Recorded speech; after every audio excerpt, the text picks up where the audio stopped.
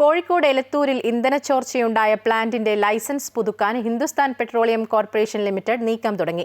ഈ മാസം 31-ന് ലൈസൻസ് കാലാവധി അവസാനിക്കാനിരിക്കെയാണ് കമ്പനി അധികൃതരുടെ നീക്കം. അതേസമയം ലൈസൻസ് പുതുക്കി നൽകരുതെന്ന ആവശ്യവുമായി നാട്ടുകാർ രംഗത്തെത്തി. നിലവിൽ പ്ലാന്റിന് മലിനീകരണ നിയന്ത്രണ ബോർഡ് നോട്ടീസ് നൽകിയിട്ടുണ്ട്. ഇക്കഴിഞ്ഞ 4-ാം തീയതി വൈകിട്ടാണ് എലത്തൂരിലെ HPCLന്റെ പ്ലാന്റിൽ നിന്ന് ഡീസൽ ചോർച്ച ഉണ്ടായത്. 21 മണിക്കൂറോളമാണ് പ്രദേശത്തെ ഓവുചാലിലേക്ക് ഡീസൽ എത്തിയത്. പ്ലാന്റിലെ റീഫില്ലിംഗ് സംവിധാനത്തിലെ ഓട്ടോമാറ്റിക് സിസ്റ്റത്തിന് വന്ന തകരാറാണ് ചോർച്ചയ്ക്ക് കാരണമെന്നാണ് വിശദീകരണം.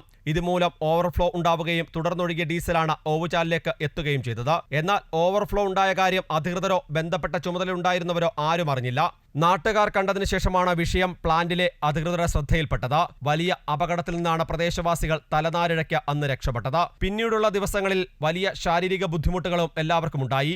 അതുകൊണ്ട് തന്നെ ഇനി പ്ലാന്റ് പ്രദേശത്ത് പ്രവർത്തിപ്പിക്കരുതെന്നാണ് നാട്ടുകാരുടെ ആവശ്യം. ഇതിനിടയിലാണ് ലൈസൻസ് പുതുക്കാനുള്ള നീക്കവുമായി HPCL രംഗത്തെത്തിയിരിക്കുന്നത്.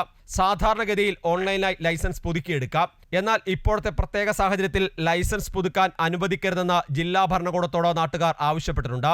മുൻപ് തീരുമാനിച്ചതുപോലെ കണ്ണൂരിലേക്ക് പ്ലാന്റ് മാറ്റണമെന്നും നാട്ടുകാർ ആവശ്യപ്പെടുന്നുണ്ട്. BPCLുമായി ചേർന്ന് പ്ലാന്റ് മാറ്റാൻ HPCL തീരുമാനിച്ചിരുന്നുവെങ്കിലും സാങ്കേതിക കാരണങ്ങൾ കൊണ്ട് നടക്കാതെ പോയി. അന്നത്തെ അതേ ആവശ്യം ശക്തമായി ഉന്നയിക്കുകയാണ് നാട്ടുകാർ.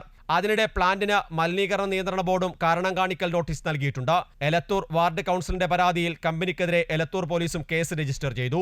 അപകട സാധ്യതയുള്ള വസ്തുക്കൾ സുരക്ഷിതമല്ലാതെ ഉപയോഗിച്ചതിനാണ് ഭാരത ന്യായ സംഹിതയിലെ 287 വകുപ്പ് പ്രകാരം കേസെടുത്തിരിക്കുന്നത്. അമൃത ന്യൂസ്, കോഴിക്കോട്.